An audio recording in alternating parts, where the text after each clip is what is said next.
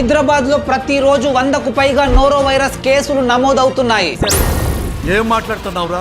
నరాలు కట్ అయిపోయింది. ఈ నోరో వైరస్ కి ఎలాంటి వ్యాక్సిన్ కానీ స్పెసిఫిక్ ట్రీట్మెంట్ కానీ లేదు. మీరు ఇప్పుడు చెప్తున్నారు, ముందే చెప్పాలి కదా. ఈ వైరస్ సోకడం వల్ల ప్రపంచంలో ప్రతి సంవత్సరం 2 లక్షల మంది ప్రాణాలు కోల్పోతున్నారు. ఈ noro virus symptoms high fever, intense and frequent vomitings, diarrhoea, dehydration, stomach cramps, body pains. ఈ వైరస్ స్ప్రెడ్ అవ్వడానికి రీజన్ లార్జ్ స్కేల్ లో వాటర్ కంటామినేషన్ జరగడం వల్లే ఇది స్ప్రెడ్ అవుతుందని అభిప్రాయపడుతున్నారు. అండ్ వర్షాకాలంలో ఈ వైరస్ ఎక్కువగా స్ప్రెడ్ అవుతుంది. Contaminated food or water or person to person houses ఇరుకుగా దగ్గరగా ఉన్న ప్లేసెస్ లో ఎక్కువగా స్ప్రెడ్ అవుతుంది. ఏం చేద్దామంటావు మరి? కూరగాయలు ప్రాపర్ గా క్లీన్ చేసుకుని తినడం, కాచి చల్లార్చిన నీటిని తాగడం, ప్రాపర్ గా హ్యాండ్ వాష్ చేసుకోవడం వల్ల ఈ వైరస్ ట్రాన్స్మిట్ అవ్వకుండా కంట్రోల్ చేయవచ్చు. ఈ వీడియోని వెంటనే హైదరాబాద్ లో ఉన్న మీ ఫ్రెండ్స్ అండ్ ఫ్యామిలీతో ఖచ్చితంగా షేర్ చేయండి. వాళ్ళు కూడా జాగ్రత్త పడతారు. అండ్ ఇన్ఫర్మేషన్ వర్తి అనిపిస్తే ఒక్క లైక్ చేయండి.